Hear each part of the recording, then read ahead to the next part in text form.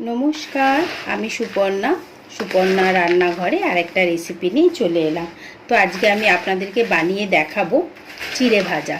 যে মশলা চিড়ে ভাজাটা আমরা বাইরে দিয়ে কিনি, সেটাই আমি আপনাদের বাড়িতে বানিয়ে দেখাবো। খুব সহজ পদ্ধতিতে, খুব কম পয়সায় আপনাদের অনেকটা ভরে একদম চিড়ে ভাজা বাড়িতেই বানাতে পারবেন। কিভাবে বানাচ্ছি সেগুলো সব আমি আপনাদের এখন দেখাবো। পুরো ভিডিওটা আপনারা স্কিপ করবেন না, পুরো ভিডিওটা দেখবেন। আর আমার চ্যানেলটা যদি আপনাদের পছন্দ হয় তাহলে অবশ্যই লাইক, কমেন্ট, সাবস্ক্রাইব করবেন। তো চলুন এখন আমি আপনাদেরকে চিড়ে ভাজাটা বানিয়ে দেখাচ্ছি। সেই বাটিগুলো যেগুলো আমি কিনেছিলাম, ভিডিওটা আপনাদের দেখিয়েছি, খুব ইউজফুল। দেখুন আমি এখন ব্যবহার করছি, আর জিনিসগুলো কিন্তু সহজে ফেটেও যাবে না, আর ভালোই বড় আছে।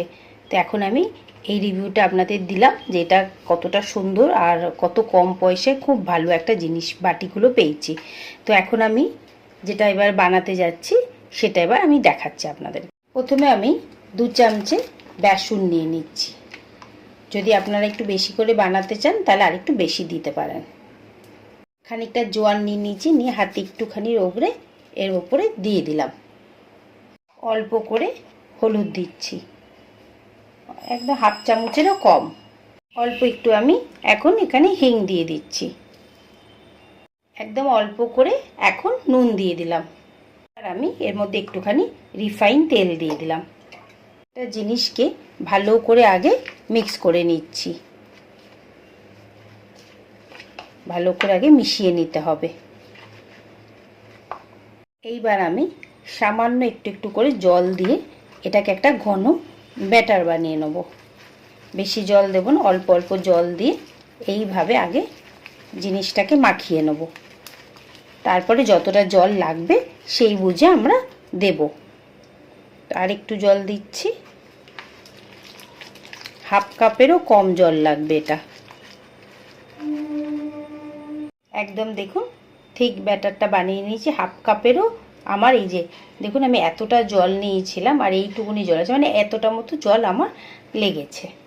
এই যে দেখুন একদম পাতলা লিকুইডের মতো একটা বানিয়ে নিয়েছি। এবার আমি একটা বড় কড়া নিয়ে নিয়েছি, তার মধ্যে একটু বেশি করেই তেল দিয়েছি, কেন প্রত্যেকটা জিনিস তো চাল থেকে শুরু করে বাদাম থেকে শুরু করে সব কিছুই ভাজতে হবে। তার জন্য আমি একেবারেই একটু বেশি করে তেল নিয়ে নিয়েছি, আর এরকম একটা ছানটা নিয়ে নিয়েছি। তো তেলটা আগে আমাদের একটু গরম হয়ে যাবে, তখন আবার গ্যাসের ফ্লেমটা লো করে দেবো, দিয়ে বানাবো ছোট ছোট বুন্দির মতো বেসনের। এবার গরম হয়ে গেছে, আমি এরকম একটা ঝাঁঝরি নিয়ে নিয়েছি, নিয়ে অল্প অল্প করে এখন এর ওপরে এরকম করে আমি দিতে থাকবো, যেভাবে বোঁদে বানায় ঠিক এইভাবে। এই যে একটু একটু করে নাড়বো, আর গ্যাসের ফ্লেমটাকে আমি এখন কমিয়ে রেখে দিয়েছি। এই যে দেখুন চানাচুরের মধ্যে যে বুন্দিগুলো হয় সেগুলোকে একটু হাত দিয়ে দিয়ে এইভাবে এখন প্রত্যেকটা বানিয়ে নিচ্ছি আমি। আর গ্যাসের ফ্লেমটাকে এখন একটুখানি কমিয়ে রাখবেন।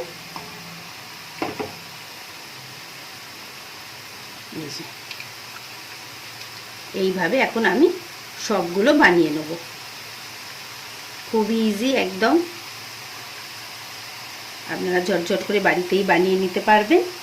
গ্যাসের ফ্লেমটাকে বাড়িয়ে দিয়েছি, দিয়ে এগুলোকে একটু একদম লাল করে ভেজে নেব, যাতে একটু ক্রাঞ্চিও হয়ে যায় সেইভাবে।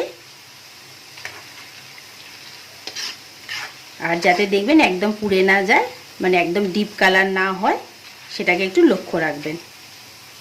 দেখুন হালকা হালকা একদম একটু কালার এসে গেছে। এখন আমি আস্তে আস্তে তেল থেকে এগুলোকে তুলে নিচ্ছি। এইভাবে একদম তেল থেকে ঝেড়ে ঝেড়ে এখন আমি তুলে নেব। এখন গ্যাসের ফ্লেমটাকে একদম কমিয়ে দেবেন। দেখুন একদম কালারটা এসে গেছে। এই যে একদম লাল লাল করে ভেজে নিয়েছি, একদম ঝরঝরের মতো দেখুন আওয়াজ হচ্ছে। এইভাবে এখন আমি সবগুলোকে ভেজে নিলাম। আমরা এই গরম তেলটার মধ্যেই কিছুটা কিছুটা চিড়ে আগে ভালো করে ভেজে নেব। এখন গরম হয়ে গেছে, আমি চিড়েগুলোকে দিয়ে দিলাম, দিয়ে এবারে এটাকে এখন ভালো করে একটু ক্রাঞ্চি করে ভেজে নেব। এরমভাবে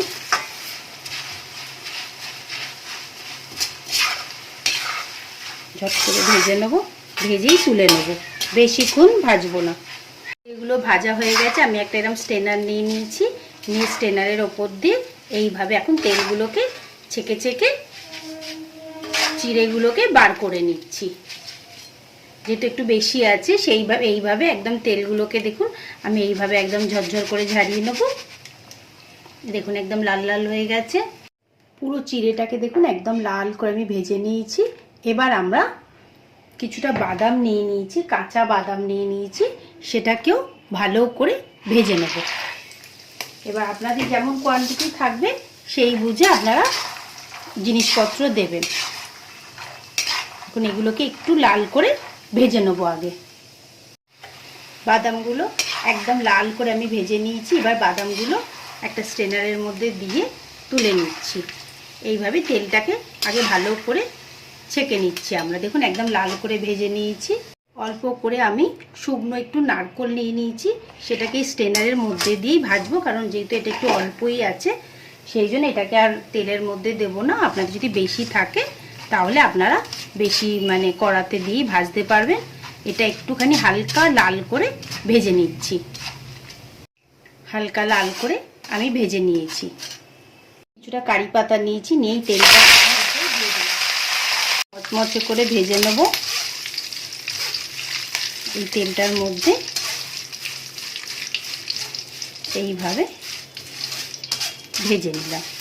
এখানে আপনারা কাজু দিতে পারেন, কিশমিশ দিতে পারেন, ঝুরি ভাজা দিতে পারেন।